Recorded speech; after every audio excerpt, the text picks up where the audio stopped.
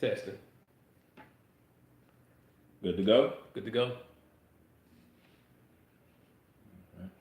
Yeah. Today is March 1st, 2019. This is a Diaries Are for Boys interview. I am currently interviewing Chris Henry. Um, Welcome, Chris. Thank you for having me. Thank you for the opportunity.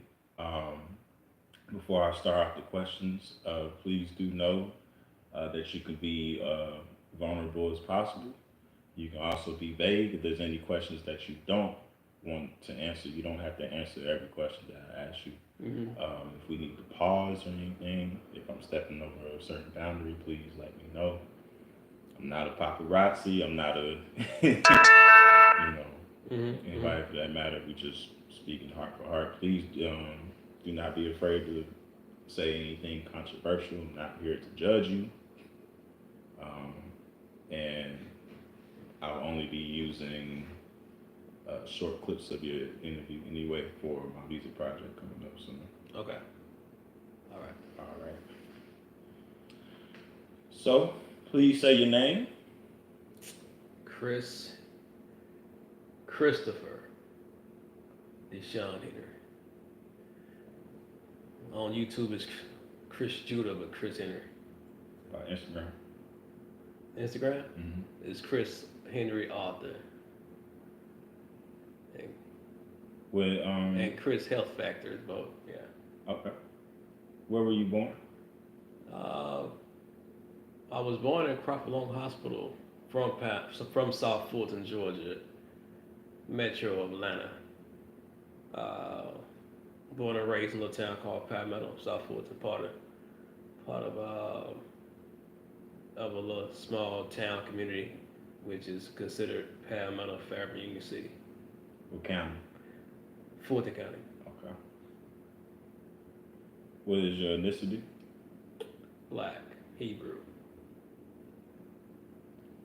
And your age? 42, And your current occupation? self-employed, author, write books, fitness trainer, actor.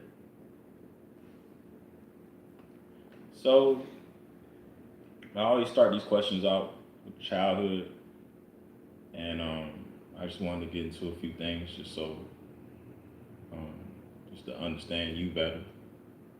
Um, Please tell me about some positive things that came from your childhood, like how what were some positive experiences that you gained from being with your moms or your family, school. Or... My dad was like the neighborhood dad. He was very active. Very active. Loved playing football outside with us. Loved playing catch. Loved playing boxing with us. I loved jogging with us. Loved working out with us. He taught me. I first started working out with my dad. So he used to box. He used to he just could sing too, but he's more like a little athletic type guy. But no nonsense guy. He loved people person. You know what I'm saying? He's helped people out a lot. I know during holidays he helped people out with their kids' Christmas. They couldn't afford to get their kids Christmas, so he bought their kids Christmas. Back in that when I was coming up in the '80s. You know what I mean? So he just, you know, he was a good father, man, good husband to my mother, and her as well. She was a good wife to my dad, and they were both loyal to each other. Always loved going on field trips because he worked at Delta Airlines, so I Okay. used to go to Vegas a lot. I always used to gamble and shit. My mom, she probably sat back and watched him, but he probably drinking some Johnny Walker Red and gambling on the blackjack table and stuff like that. Craps, whatever he did. I wasn't there with Vegas, but whatever he did. So tell me more. How was like the neighborhood and It was a small neighborhood, man. Taylor Circle. First of all, when I was born, he bought my mom a house because it stayed in some apartments. So it was government homes. They call it projects, like in Palmetto, but it's not really projects, but it's like government homes. But when I was born, he wanted my mom to get a new house, and he got her the house. And I was born in that house. he ended up losing the house now because of situations happened. They lost the house. I think after 3 or 4 years or 5 years when we was there, they lost the house. And I remember my brother said when they lost the home that back in the day, if you lose something, the government come take it, but they come take the furniture. They come auction off. Like my brother had drum sets, and the two guys came in with suits, coming to get everything in the house. And he got on the drum set, started beating the drum sets, talking about I wonder how much I can get for this, you know. Being kind of like a wise guy, a smart ass, you know what I'm saying? I don't mean to cuss, but Nah, you good. You think? but yeah, it's stuff like that. We had to move back with my grandmother, and then we eventually moved into another small house on Taylor Circle, which I really grew up on. That where I live at right now. Right. Which we filmed that last. Well, both of them. I'm very sorry. Hold on 1 second, bro. If I can do something. All right, keep going, John. Keep going. So yeah, so you mentioned your mother, your father. You mentioned your neighborhood a little bit, transgressions and all that. Mm-hmm. What was the negative aspects of your upbringing? You know, my dad went for Delta, Mm-hmm. so we wasn't. I mean, we wasn't bad off. Mm-hmm. My upbringing was really like bad. I can't say it was really bad. But my dad, he did drink. Okay. He used to drink, and that was, and he smoked. And I know he used to change when he drank too. His whole mood would change. You didn't want to be around him. You really didn't want to be around when he drank, no, not at all. I mean, he wasn't like he wouldn't, he would raise his voice Mm-hmm. when he drinks. And if he tell you to do something, do it when he drinks. And then when he tell you to do something when he's not drinking, you do it too. But when he's drinking, he says it's just different. it's a different, like it's no tolerance, like do that. So I didn't like seeing that. You know what I'm saying? He would sometimes his attitude towards my mom would change a little bit. Mm-hmm. Not much, but a little bit. You know what I'm saying? Like how? They get an argument. They would get an argument. He started, saying stuff that he thinks she's doing. You know what I mean?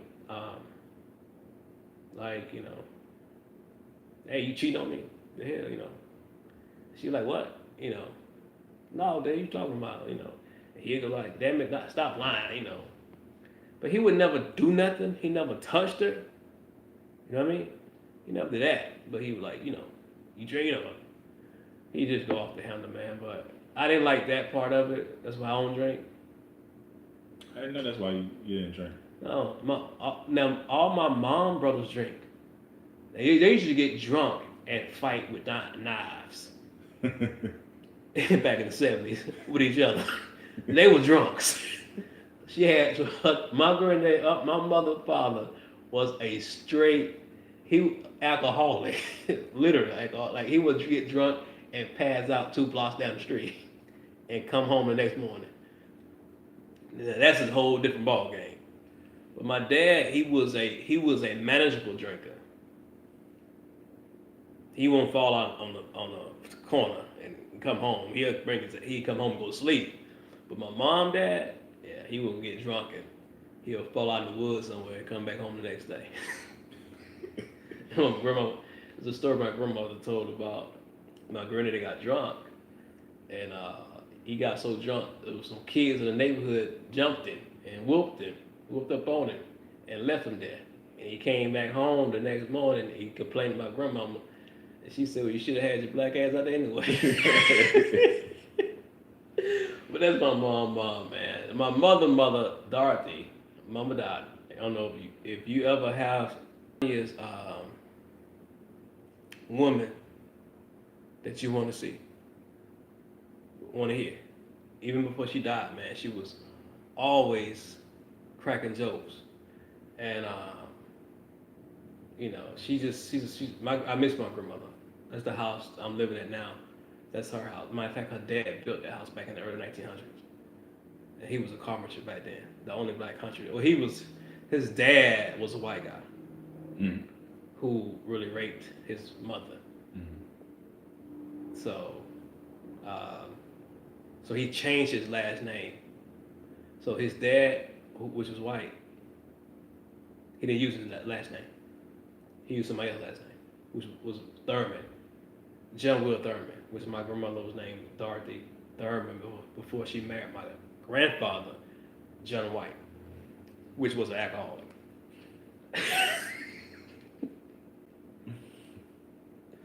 Yeah.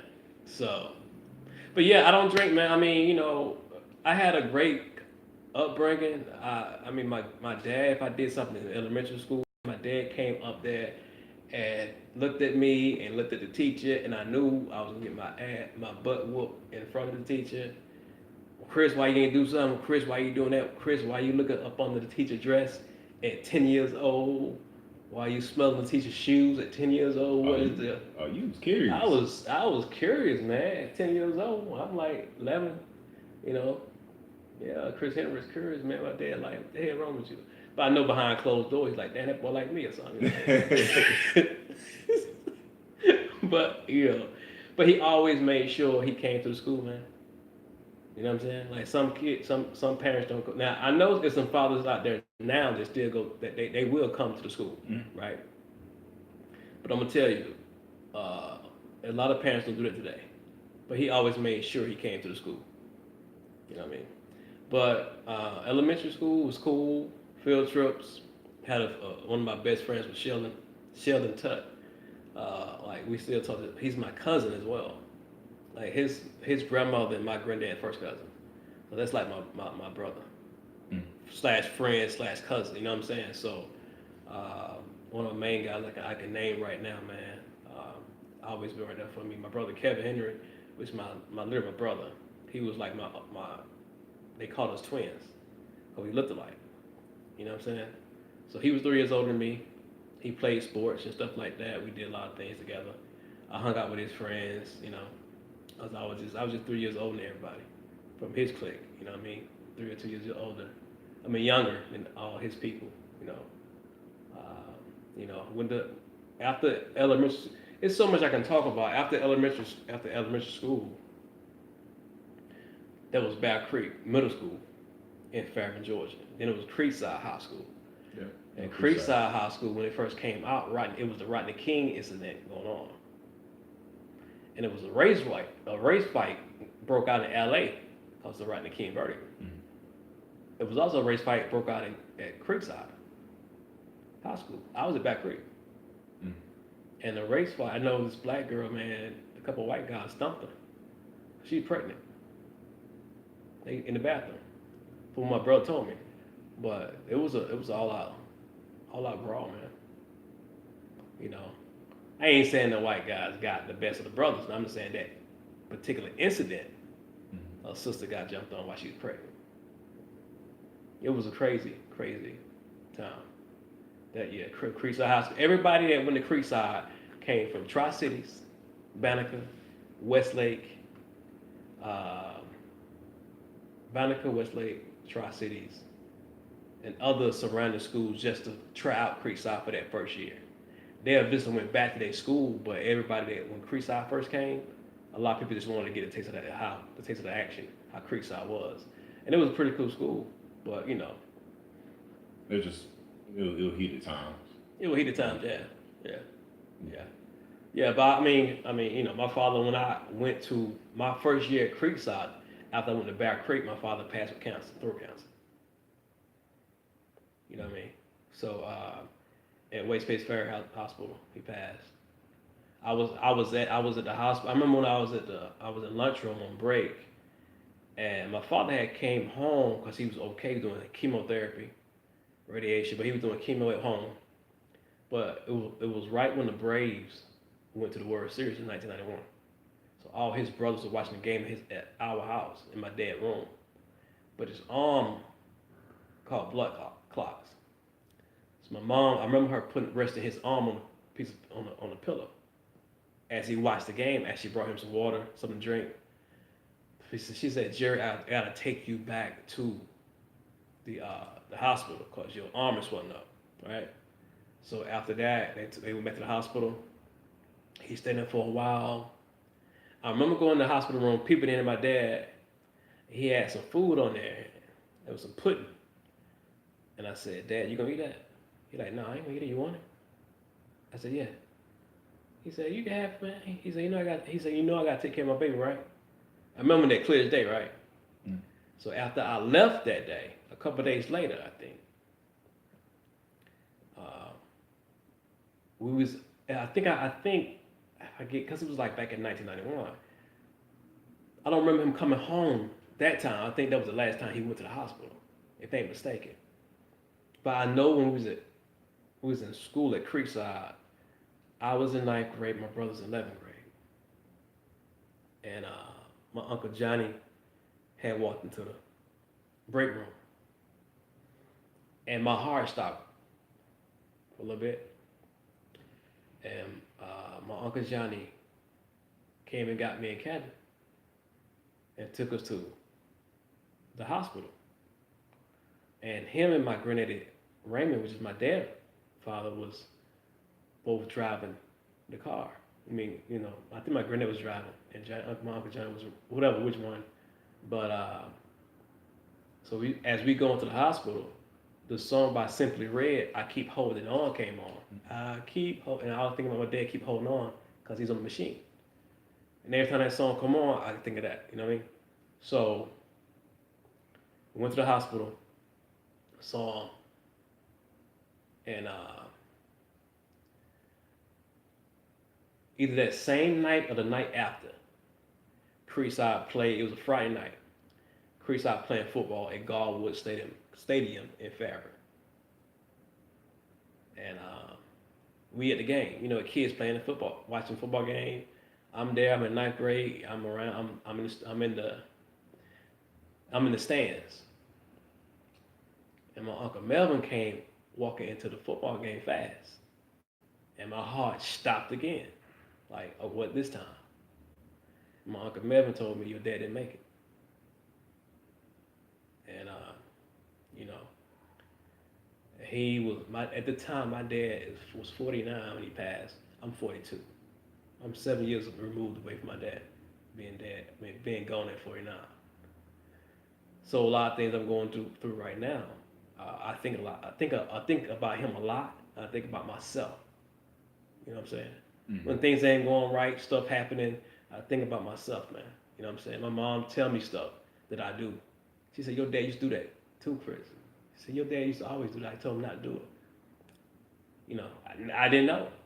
You know what I'm saying? Like, certain things he did, she would say he did the same thing that I'm doing. I write books too. She said, you know, my brother Eldred, my older brother who's 56, said my dad always wanted to write books. So I write, you know, I got books published on Amazon. And I got a computer science degree. My dad always said, get into computers because computers are going to take over. He said that back in 91. He also said back in 1991 that the American dollar is going to come out of circulation. You're going to start using cards. All your stuff's going to be used by card. That was back in 1991. So he knew a lot of things that was going to happen. You know what I mean? So, and besides that, man, after I graduated school, I moved to Florida. Let me see. I went to Atlanta Metro College for like a year. Didn't make nothing of it. Moved to South Florida back in 2001 with a friend named James. Now James was a brother, a cool brother. He used to always move around. He could never be still, man. James used to always move around. And he said, Chris, I'm moving to Florida, man. You want to go with me? I said, I just want a change. Ended up moving to Boca Raton. You ever been to Boca Raton? You don't want, I mean, it's nothing to brag on. The only thing was in Boca Raton was Gold's Gym, probably a bar we used to work at doing security. And that's about it. But we used to go to Miami all the time. in Fort Lauderdale, hang out in Miami, in Fort Lauderdale. So stayed there for like 9 months, man. Came back home. Came back home, right? Started working at Alpharetta at Bally's or Crunch Fitness or whatever, which one of it was. Doing personal training because I got matter of fact, when I was in Florida, I got my certification to be a trainer in Coconut Grove, in South Florida. Came back home, started working at Bally's at Crunch. And I remember I didn't want to go home because my older brother lived there, and me and him to get along. So I was sleeping in my car a few times after I came back home. I said I couldn't stay with mom because I don't want to be around him.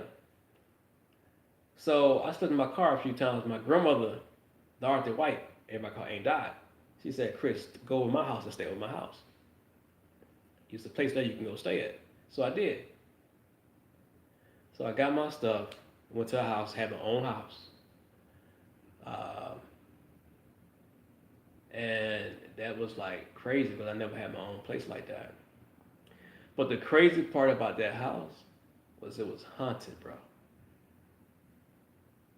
It had ghosts. If you ain't never experienced ghosts, that's the first time I experienced ghosts in that house. The first day I moved in that house, I experienced ghosts. And the crazy part about it, I had unpacked all my clothes. Mm-hmm. No, the crazy part about it, when I first moved in that house, my grandmother had a rotary phone. Mm-hmm. And every time I walked in the house, it would ring. And when I answered, nobody said anything. So I said, maybe it's because my grandmother, my Dorothy White, my grandmother was staying with my mother because she was getting up in age. So my mom kept her. She couldn't stay by herself, so I stayed in her house. So I'm like, why is this phone ringing? I ain't paying no attention, but I know I was on the floor, hanging out, doing stuff on the, at home, whatever, crazy stuff. And I heard talking in the next room. But the house is so close to the street, I thought it was people walking by the street. But I kept hearing her talking. And all of a sudden, I started getting chills in my body. Like somebody's talking about me in that house. So I stood up. I got up. And I called my brother Kevin, who last lived in the house. He picked up the phone. He said, hello. I said, Kevin. He said, yeah. I said, when you lived in this house, I said, did you notice anything strange? He said, what you mean? I said, when you lived in Mama that house, what did you notice? He said, oh. He got quiet. He said, well, are you ready for this? And I said, man, what the hell you mean? Am I ready for this, right? He like, dude, he said, don't be scared, bro. He said, man, that house haunted. He said, I remember when I was over there sleeping one time, man, I could hear stomping and running all over the living room. And I just be in the other room up on the covers like Shaggy on Scooby-Doo shivering. He told me that, like Shaggy on Scooby-Doo shivering up on the blankets, right? So I said, why you didn't tell me that before I moved over here? He was like, nah, man, I was thinking, boom, boom, boom, boom, boom. And I got pissed off at my brother. So I ended up moving for a few. I ended up going somewhere and I came back. When I came back to the house, I slept in that room with the door shut for like a year with the TV on. Because I ain't want to hear nothing but the TV. I ain't want to hear nobody talking, whatever.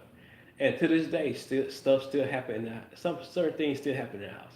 To this day. The house we did. Yeah, it's still. Oh wow. I didn't tell you. So that is that. Oh wow. Okay. Yeah, I didn't tell you. So it's full circle. Yeah. Yeah. So to this day, something still is going on. I can give you an example of when I moved back from New York. When I came from Florida. Mm-hmm. I stayed here for a few years in Atlanta. Mm-hmm. I ended up moving to New York in 2007, coming back in 2009. So when I was outside my house, my cousin Tony came by. He said, Chris, what's going on, man? Glad to have you back in Atlanta. He said, I didn't know you was back. He said, yeah, I'm back. We talking. But I noticed he didn't want to come in the house. So he eventually came to the house. I said, "What's going on, Tony?" He said, "Nothing, man." He looking around, and me and Tony holding a conversation, like laughing. And then Tony got quiet. He said, "Chris," I said, "What?" He said, "This house is haunted, man." I never mentioned anything to Tony about it. I said, and I kept playing it out. I said, "What you mean it's haunted?" He said, "Chris, this damn house is haunted." He said, "The only reason I'm in here because you." He said, "Because your other brother, Stacy, who was in here with you, when you was in New York, he said that something ran us out this house." I said, "What y'all was doing?" He said, we was smoking marijuana and drinking in the living room, right?" All of a sudden he said, "Yeah, Christian, I was yelling in the back room for your Uncle Johnny White to come out the house." Listen, my Uncle Johnny White been gone for about 10 years. He dead. So Tony was just playing around with the dead in my house, calling a name, "Come out and play, Johnny White, come out and play." They can ask the fool. So my brother said, my brother got one leg, so he didn't want to get up and walk and to the get a blanket from the back from the little shelf bathroom that's next to the bathroom. He told us, "Tony, go over there and get me a blanket." That's what Tony told me. He said, "Go get me a blanket. I'm cold, man." So Tony walked back in the bathroom. There's a hot water heater. He reached up for the blanket, and on that shelf, a black shadow came from behind that water heater and slammed the bathroom door and chased Tony out the house. And my brother stayed on the couch and like, "What the hell, where you going, Tony? Where you going?" He yelling. He said, "Man, there's something in that house. I ain't about to come in that house. There's something in that house that ran me out of there." So that happened when I was going to New York, bro. That little house right there. So that house where we did that movie at, we shot that for. It got some little stuff going on, but but at the same time, that house is very sentimental because my grandmother used to always keep me and my brother Kevin when my dad and my mom go out of town. And she used to always cook us coffee, man, toast, eggs. And she used to always, and my granddaddy, her husband, he was a drunk. He was a drinker. He had a raspy voice too. Old, bald head brother, dark skinned brother, man, old school raspy voice. He get drunk, he yells. And but we all used to always watch like Andy Griffith, man, Sanford and Son, Maude, The Jeffersons, Good Time, Who's the Boss, man, Family Ties, Andy Griffith, The Monsters. I love The Monsters, man. I love watching The Monsters over. Like they would always have that on the Addams Family. Like most of The Monsters and Sanford and Son and Andy Griffith and all that stuff, man. And um, you know, outside it's a little ball field that you and Rebecca parked on. It's really a parking spot now, but we played baseball over there and football. Our upbringing played it, over there. So it's a lot of memories to go back in that day. But I'm gonna tell you, when I came back from New York, I wrote my first book, Out of Work, which is on Amazon right now. You know what I'm saying? So, well, tell me more about that. I was going to ask you. We ain't even hit the third question yet. Okay. Yeah, no, because I was going to get into, in regards to, talents that you probably had back then as a child. What did you have back then that you have now? Like, was writing always a thing for you when you were younger? Drawing was. I used to like draw. Okay. Yeah. Writing was okay, but drawing was my thing. But it was also a thing of art. So I took my drawing and made it writing. Okay. So that's my art, because I can bring that to life too. You know what I mean?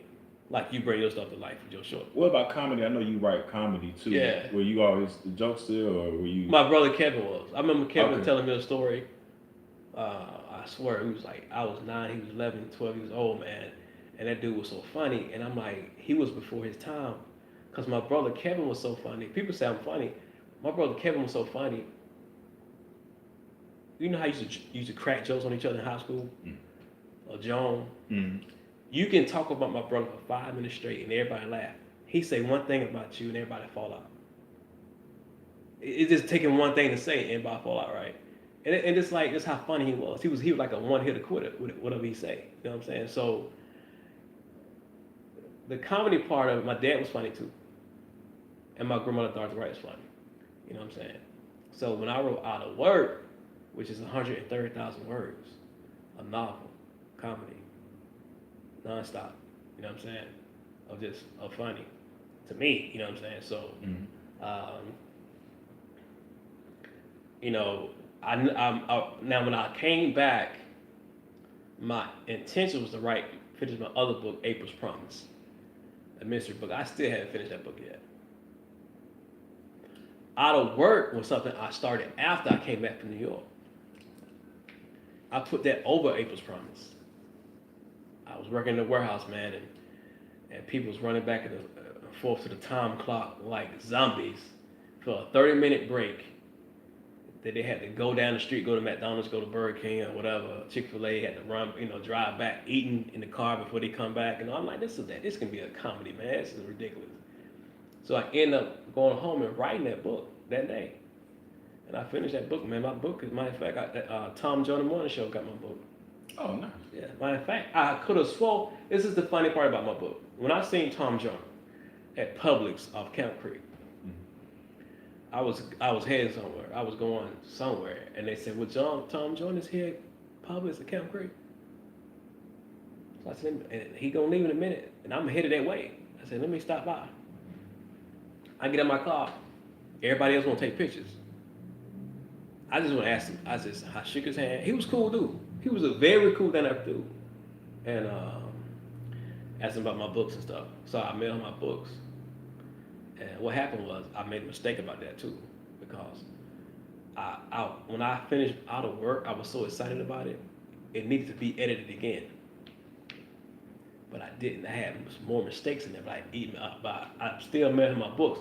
But the one thing about it, I turned to the radio station about a year and a half ago, and this is the honest God's truth. And Sybil Wilkes and Jasmine Brown was talking.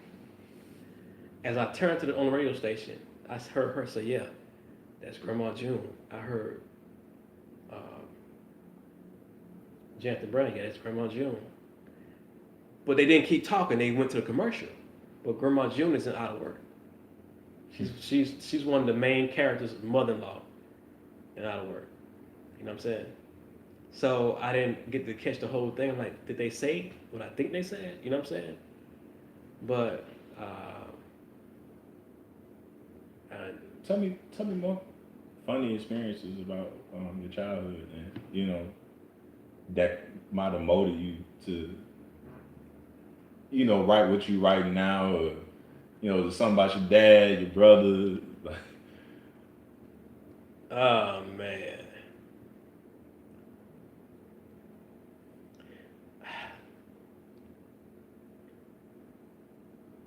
I know that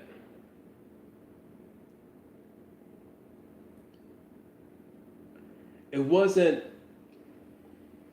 I saw some things that it's not funny wise.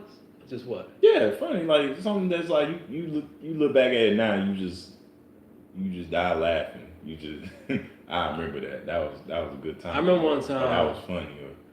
I remember one time we were throwing rocks. Mm-hmm. And I was the smallest one there, and we tried to hit the street. Okay. We say we by the house. We said we're gonna try to hit the street way down there. So everybody throwing rocks. So I'm the youngest one. So he said, "Your turn, Chris." And it was a car. It was a car coming, and that car was way down the street. So I tossed it up in the air, and I promise you that car was about 80 yards away. But it seemed like that rock hung in the air for a long time before it came down and hit that street and hit which is my cousin, Dean Turner, who I stay next door to right now, her son. I hit her shoulder, and she stopped and slowed down. And we were like, why is she slowing down? We were like, oh, why is she slowing down, right? She came to my driveway, and she had the rock in her hand. And my dad was there.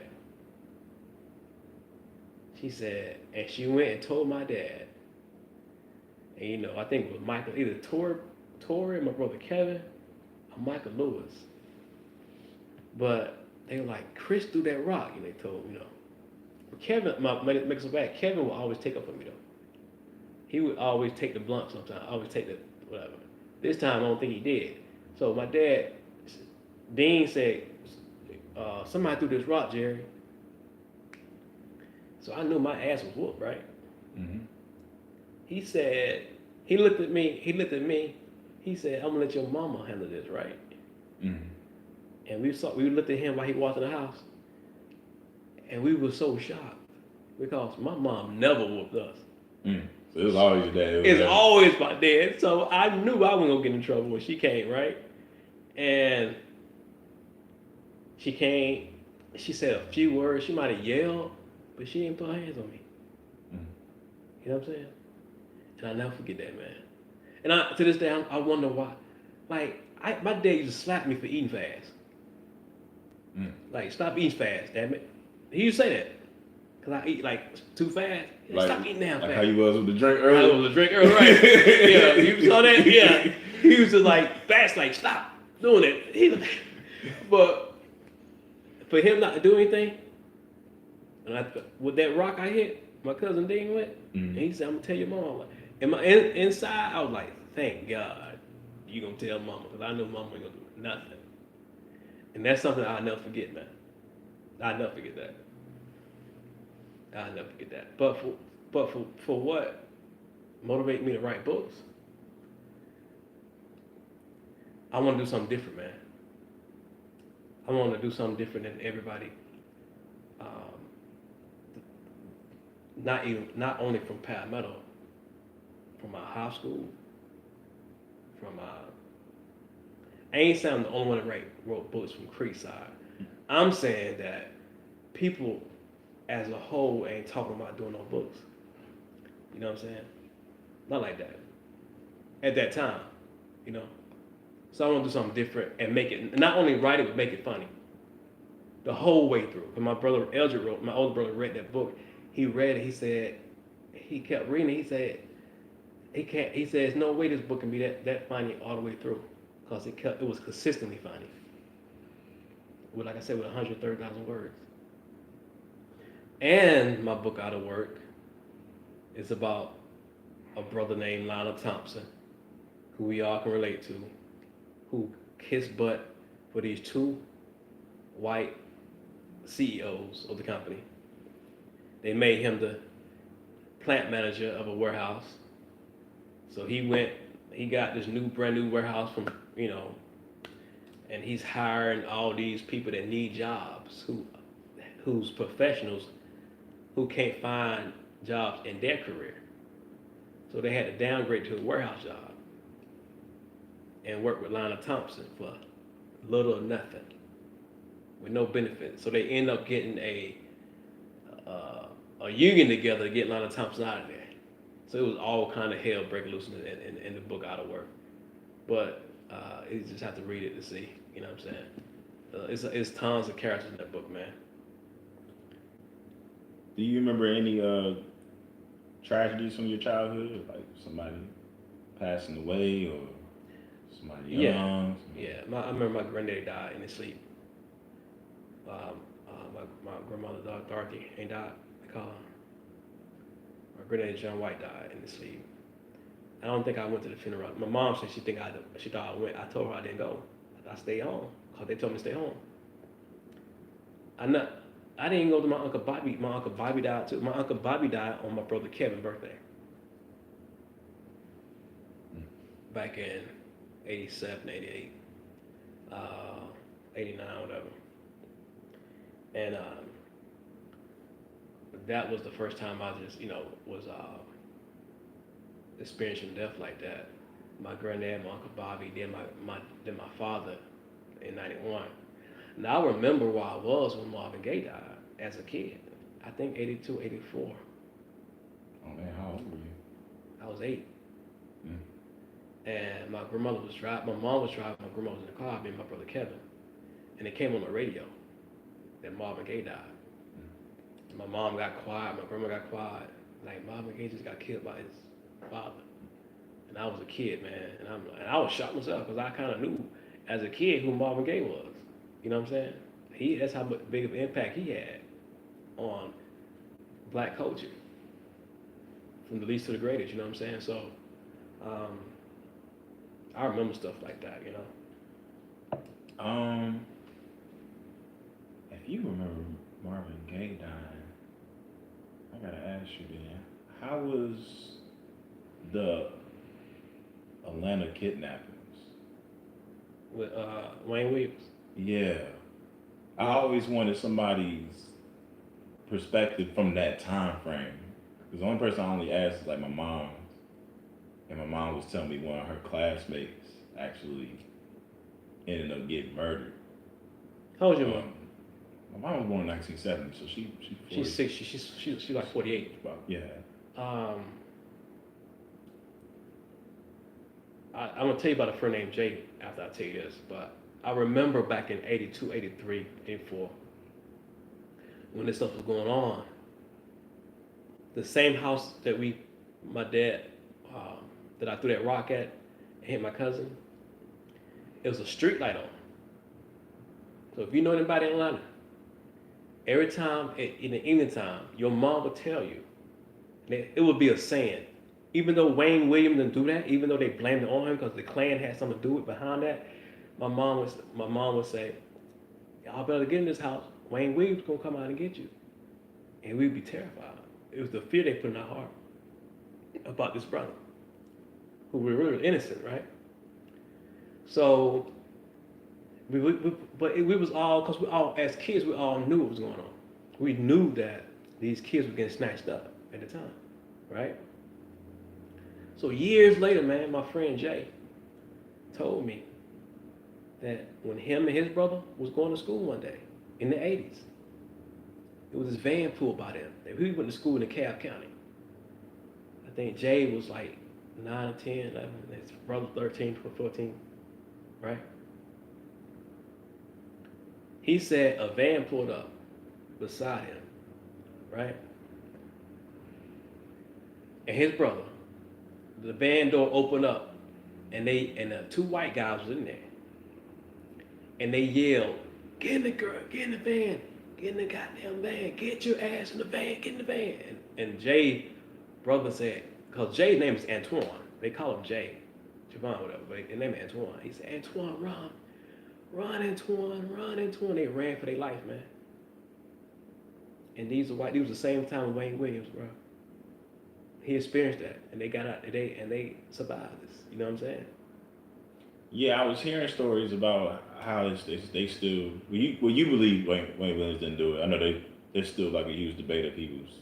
Yeah, they said they found evidence. Some people feel like they planted evidence. Yeah, and that's just another discussion for another day. But, yeah. Well, nobody black during that bad time. Not in the 80s like that. Not how it was back then. As a neighborhood, as the family was very close knit. The black neighborhood was very close knit back in those days. Well, was it hard to even think about a black person being a black man being a pedophile, let alone a child predator? Yeah. Was it just hard to like process that? You know what I'm saying? To not believe it, or back then as kids you believed it. When you got older and started finding out, like, you know, the situation, how everything was going down at that time, then it went away. Because my friend Jay, once again, he knew a person that knew Wayne Williams. Okay. And he said Wayne Williams was a small guy. He said he was definitely small. He was a very small guy. Yeah. He was smart as all I could get out, but he was very small, and he wasn't like, he was like a teenage kid, a strong teenage girl could handle him. Strong. You know, these days, our daughters these days, 14, 15, strong. And they can honestly almost manhandle this guy, the way they say. He wasn't a very strong, physical set guy to really do that to all these kids. You know what I'm saying? Like, they threw him in Chattahoochee River. they would take the bodies and throw them, and most of them was males, and they were saying they was doing experiments on these males. Dick Gregory talked about this. How? Go ahead. But I'm saying a lot of the kidnappers were very calculated. Like some of the kids was legit getting kidnapped straight out the house. Yeah. While their parents were asleep. Yeah. Like you wonder how that happened. You know what I'm saying? Like how did that happen? How did that people can go in your house and just take your kids up under your nose, man? I mean, it's doable. I mean, they did in Matilda that way. Yeah. So it's I can see how. But the boldness. Yeah. Well, I can see how people would feel like, because I really don't know, because it's it's not my time. I wouldn't even thought about it in the 80s. It's not my time. Y'all had the crack epidemic going on. Y'all had a lot of shit going on during that time frame. Yeah. Y'all not to even trust the legal system and the FBI and all them like that anyway. So I can see how y'all be real questionable about. Right. Yeah. It always interested me though. I remember like stumbling on a book. I used to be on punishment. My mama them, they never kept me from the books though, and I had they had books in a little pillar, and I was just trying to find something to keep myself amused on. And it was called Finding Atlanta, and I like grabbed it. I was just like, oh, let's see what this is. I think I was like maybe 13, 14. Right. And I was reading it, like about 3 chapters in. I'm like, what? And what was it again? Finding Atlanta. It was about the Atlanta kidnappers. Really? It was about the Atlanta kidnappers. Yeah. And I want to say it's she wrote it. This YouTube about to go out. It's got 5% left. So I'm gonna cut it off. Okay. Sorry guys.